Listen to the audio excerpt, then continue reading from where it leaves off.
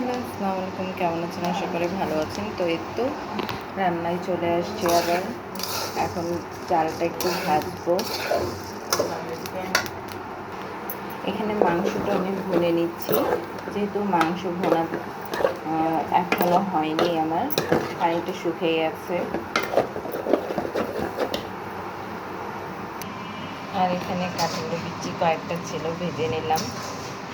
আর এটা আমি এখন করেছি ভিন্ডি ভাজি, আর তেল ছাড়াই সব কিছু সামান্য একটু তেল দিয়ে রান্না করেছি, বেশি না, যেহেতু সবাই ঘরে অসুস্থ।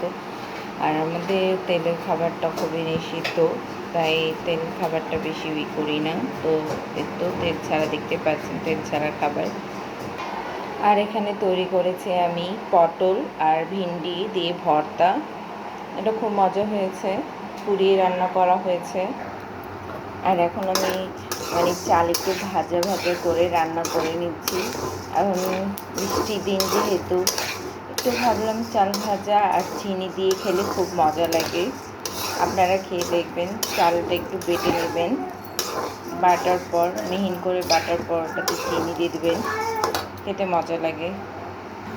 দেখতে পাচ্ছেন কালারটা কিন্তু চেঞ্জ হয়ে আসতেছে। তো এভাবে করে করে আমার সবটাকেই লাল করে নেবো, একটু ভেজে নিতে হবে, সবটা ফুটে উঠবে। আর এসব খেতে আমার কাছে খুব ভালো লাগে। কেউ মরিচ এইসব দিয়ে খায়, কাঁচা মরিচ, পেঁয়াজ, আর আমি চিনি দিয়ে খেতে পছন্দ করি। দেখেন কাপড় শুকাতে হচ্ছে কোথায়, রান্নার ফাঁকে ফাঁকে কাপড়টাও শুকিয়ে নিচ্ছি, কারণ চুলার গ্যাসটা বেশিক্ষণ জ্বালিয়ে রাখা যাবে না, ফ্যানের নিচেই শুকাতে হয় আমাদেরকে। তো এখন যেহেতু চুলায় গ্যাস আসছে আর রান্না করছি, আর একটু পরে আবার গ্যাসটাও চলে যাবে, তো ভাবলাম যে এই তাপেটা একটু লাগুক। আর তারপর যে ঘরে প্রচুর কাপড়, ছোটো বাচ্চা যেহেতু, তো কাপড় অনেকগুলো জমে যায়। আর এই বৃষ্টি ভেজা দিনগুলোতে কেমন জানি স্যাঁতস্যাঁতে শরীরগুলোও হয়ে যায়, ভালো লাগে না। তো রোজই গোসল করতে হয়, কাপড়গুলোও জমে যায়, চাদরটা তো ভাই ছোটো বাচ্চা ঘরে থাকলে এভরিডেই চেঞ্জ করতে হয় চাদরগুলো, বা এভরিডে নাও করলে 2 দিন পরে তো অবশ্যই করতে হয়। তো আমাকে করতেই হয়, আমার কাপড়গুলো প্রচুর জমে যায়।